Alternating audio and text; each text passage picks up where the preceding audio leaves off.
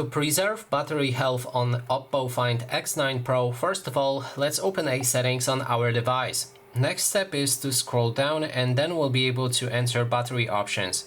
Scroll down until we find the battery health section, and then there's the options for smart charging and custom charging limit. So first option, what it does, it basically will limit your battery charging to 80%. So your phone will charge to 80% and then it will charge to 100%, but right before you're gonna plug the charger out.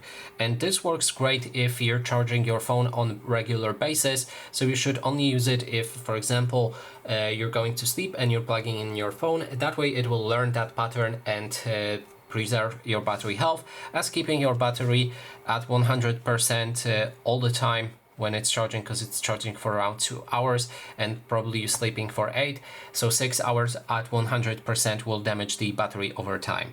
Then there's custom charging limit that can be set, and here you can put it, for example, on 85, and that way your phone will always charge only to 85%. So that's how you can preserve battery health on this phone. And that is basically everything. Thanks so much for watching.